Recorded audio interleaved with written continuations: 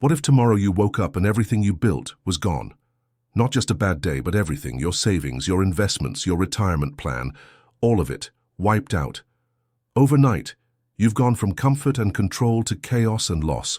No home, no warmth, no clear path forward. What would you do? Could you stand back up, or would the weight of it all be too much? In 300 BC, in the city of Cyprus, a wealthy trader named Zeno faced this exact nightmare. A shipwreck stole everything he owned. In a blink, he went from riches to rags, from respected merchant to man with nothing. But instead of breaking, he turned inward. He studied the words of Socrates and others before him. From that disaster, Zeno gave birth to a new way of thinking. What we now call Stoicism, that was over 2,000 years ago.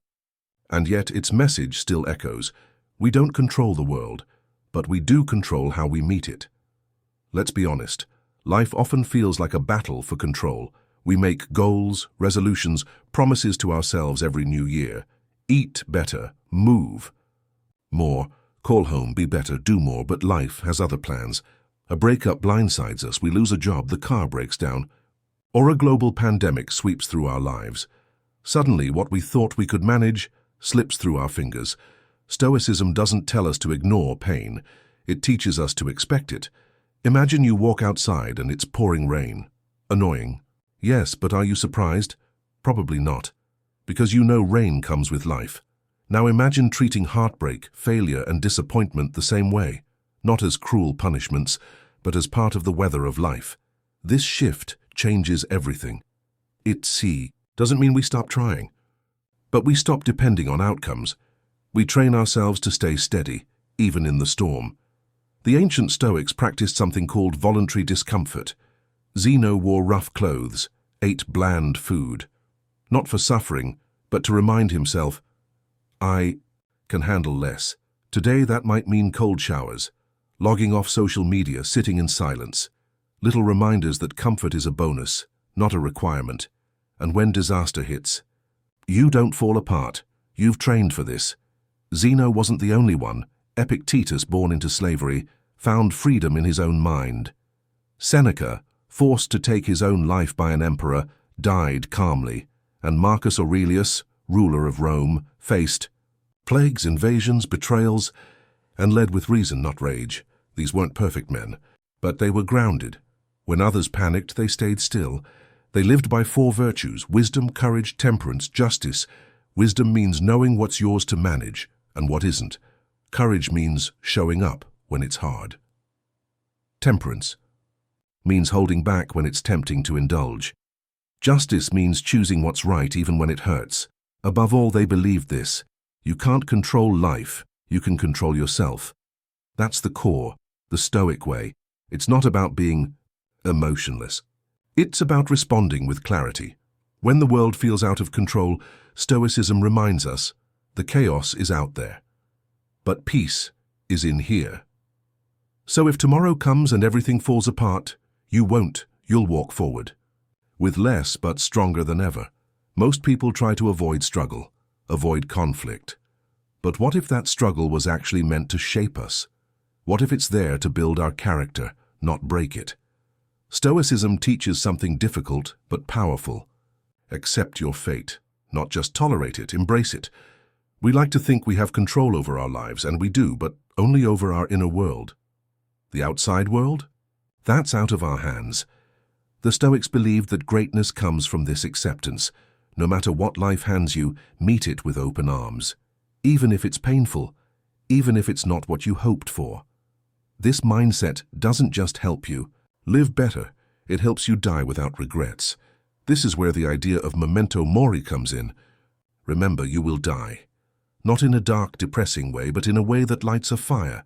If you knew you had one day left, what would you change? What would really matter? Marcus Aurelius understood this. Despite leading one of the most powerful empires in history, he never let his position blind him to life's fragility. He used that awareness to lead with wisdom, not ego. And that's the thing. Though they lived centuries ago, Stoics wrestled with the same core problems we do now. The pressure to succeed, to own more, to keep chasing happiness around the next corner. But what if We stopped. What if we stopped tying our worth to things we can't control, money, attention, status, and started improving who we are for ourselves? Because when you pin your joy to something external, you hand over your peace to chance. New relationship, big purchase, a dream home, these things are fine, but they won't save you from the discomfort inside. And when they break down, and they often do, you're left feeling empty. Instead, try needing less. Try doing more with what you already have. That's the space where meaning lives, not in likes or followers, not in a bigger paycheck. Stoicism reminds us, real value is in the effort, in the work, in the intention behind the action. When you stop trying to control what you can't, something beautiful happens. You find peace. You start to trust the flow of your life. Even the richest people like Warren Buffett learned this. Despite billions in wealth, he lives simply. Because wealth doesn't control him. He controls his response to it. That's what Stoicism is about. Not becoming emotionless, but becoming grounded, unshaken. Take risks when it's right, but don't. Let the outcome define you.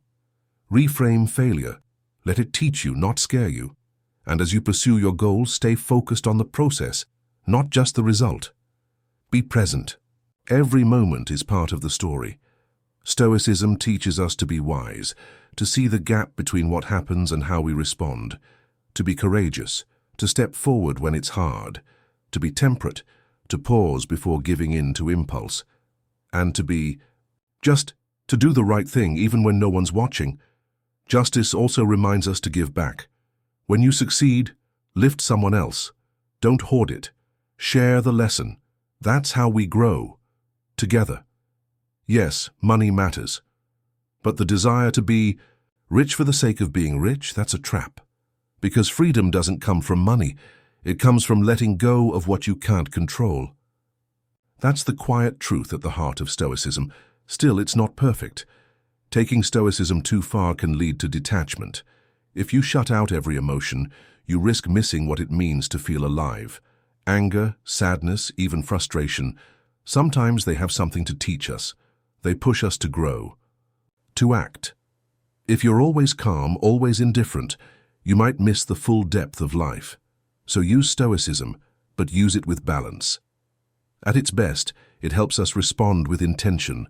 It helps us live better, not by denying emotion, but by understanding it. And when you begin to focus inward, on who you're becoming, not just what you're getting, that shift in mindset can change everything. One small change today can ripple through the rest of your life.